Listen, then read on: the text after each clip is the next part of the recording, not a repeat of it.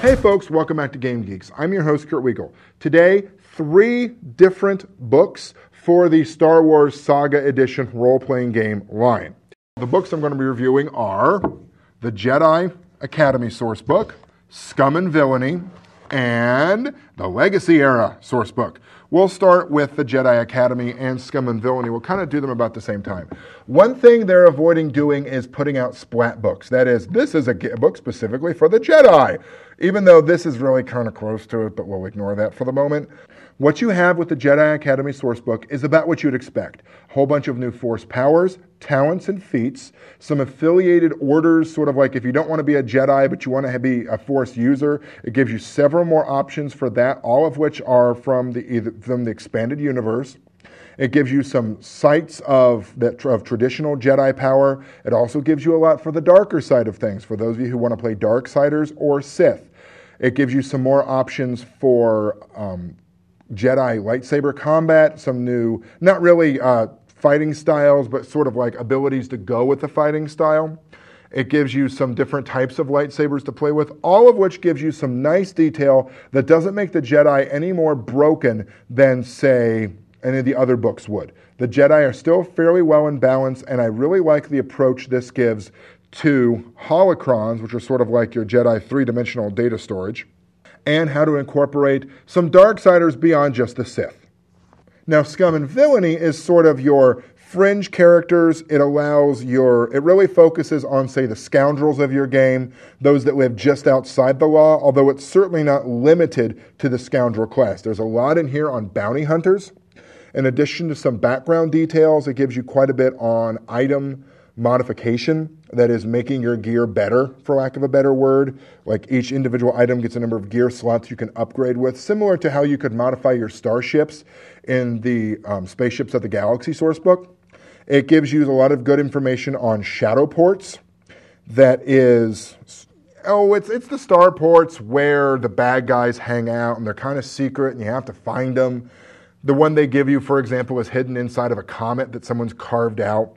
Gives you a really well-detailed one of those shadow ports. Additionally, it gives you a full-length adventure so you can kind of get the feel for what a Scum and Villainy type adventure is. This brings an almost Firefly-like feel to the Star Wars game. This is definitely away from the core worlds. This hangs out more at the fringe of, or the outer rim of the Star Wars universe. Now, the Legacy Era Campaign Guide is based on the Legacy comic books, which takes place about 140 to 150 years after the Battle of Yavin, which seems to be the focus point for all Star Wars chronology, which only bugs me for the time before the Battle of Yavin, like in the Knights of the Old Republic era. How do they determine time then? Oh, there's a hypothetical Battle of Yavin that'll take place in about 5,000 years that we are measuring time off of. I wouldn't put it past the Star Wars people to do that. So, either way, what this setting has that the other ones do not. This is very definitely a dark setting. It is the Republic has fallen yet again. And what is this Republic made out of? Balsa wood and tissue paper? Really, people?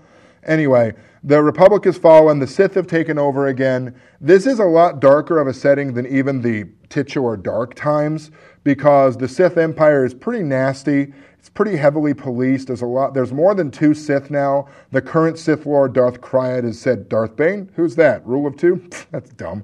And set up his own little realm of Sith Lords. It is very definitely, ties in nicely with the Scum and Villainy book, because your players are most likely going to be bounty hunters, pirates, fringers. The Jedi have been hunted to near extinction yet again. You really think people would put out like a protection on the Jedi after a while, as often as they've been hunted to near extinction. Every main setting does that. This brings what most of the setting books do, new toys basically, equipment, starships, robots. One nice thing is this gives you the official saga stats for the Yuzhong Vong, if I'm saying that right, who are sort of the biological technology, force immune, bad guys of the New Jedi Order series of books. Don't get me started on what those were. Interesting race, not really fitting in Star Wars, but they kind of fit in here well, because it's not, hey, we're here just to kick Jedi butt. So It gives you stats for them. Additionally, a lot of setting information, a lot of non-player characters, and what is in reality a really grim setting to play Star Wars in, that even something like A New Hope and Empire Strikes Back and the time that came before that really wasn't that grim in my opinion. This is some grim crap.